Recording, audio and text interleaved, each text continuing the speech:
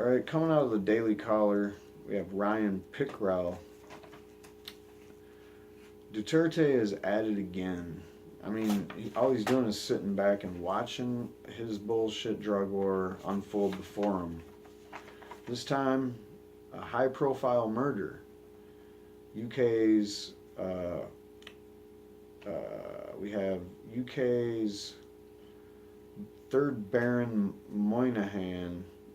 His daughter, Maria Aurora Moynihan, who's the sister of British Filipino actress Maria Tony Fernandez, was found dead in Quezon City, Manila, early on September 11th, reports CNN.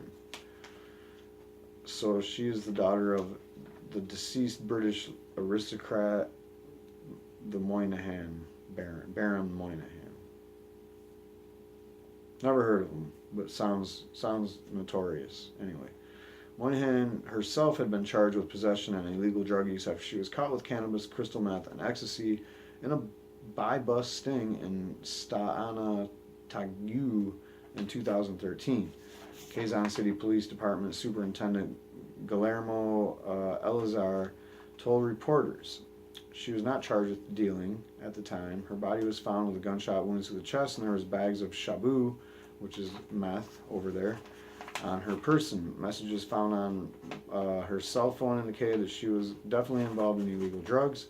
Police are still investigating the details of her involvement. The slain woman's father, the late Anthony Moynihan, relocated in the Philippines in the 1960s.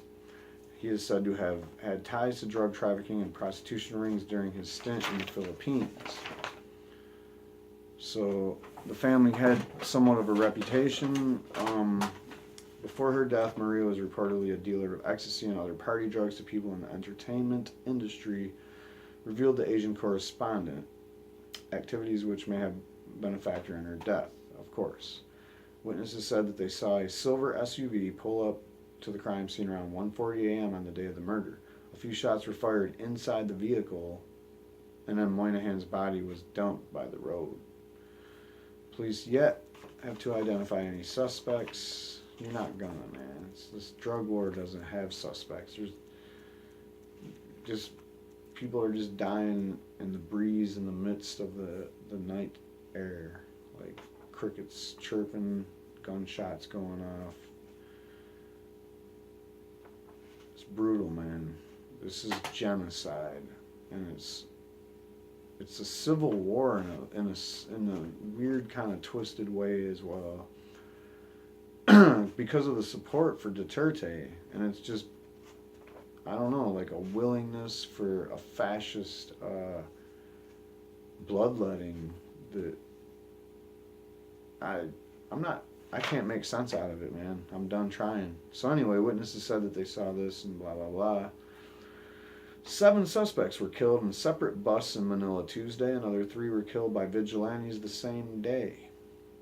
After less than 100 days in office, there have been over 3,000 deaths. The vast majority of these deaths have been vigilante extrajudicial killings. Only 1/3 of those killed in the drug war have been killed by actual police, which were also extrajudicial.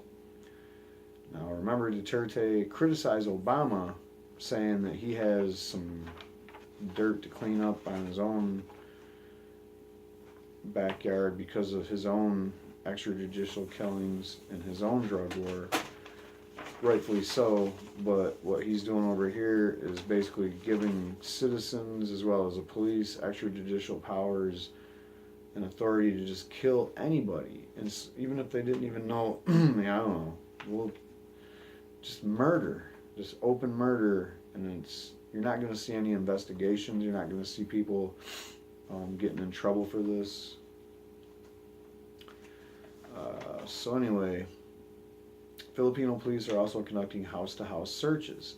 Police have already visited 1,077,582 houses in 18,814 operations, have arrested 18,064 drug-related criminals. A large number of persons have also surrendered to authorities at 55,100 pushers and 662,594 users. Over 700,000 people surrendered. All right, Philippine President Rodrigo Duterte's brutal war on drugs is taking drug-related criminals off the streets. Sometimes they just leave the body there. They literally are not taking them off the streets. They're just killing them and leaving them right on the street with a little cardboard sign usually. In this girl's case, the cardboard sign said that from drug pushers to celebrities, we're going to kill you all, or something to that effect. I don't have the quote here. So anyway, treatment facilities and prisons and jails are just way overpacked. They're just exploded. They're turning people away. They're putting people in temporary facilities and inadequate supplies of everything. So on top of that, one of the top people in the Philippines that's against this crazy drug war was a senator who was on top. She was in the top seat of this panel that was investigating this thing. And although she's still on the panel, she was booted down off being the top chair. Her name was Senator Leila de Lima. I guess the only thing to say about that is it's proven that they're shutting up the opposition. Just, oh, what? You're investigating? And she was replaced by somebody that was like all for the idea of Duterte telling the police that they don't need a warrant to search, arrest, or otherwise just kill somebody. And, you know, basically, they have vilified her. The people that support Duterte, which, like I said, is heavy. It's like 90% of the citizenry and 95% of the government support him, and they have launched a smear campaign against her, trying to convince the Philippines that she is in the pay of drug gangs and that she has had sex escapades with her driver, whatever that means. Duterte has recently said that he needs 6 more months.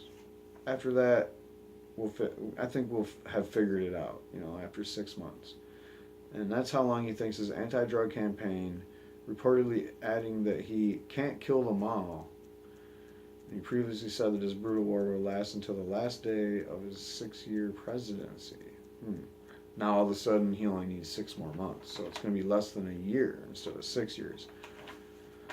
I think it needs to last less than 6 more months, last 6 more minutes, 6 more seconds, just 6 more breaths of a human being's life, and they're going to get shot. Like 30 people a day sometimes. I mean, average is somewhere around there, just murdered for this ridiculous drug war. I can't even understand it.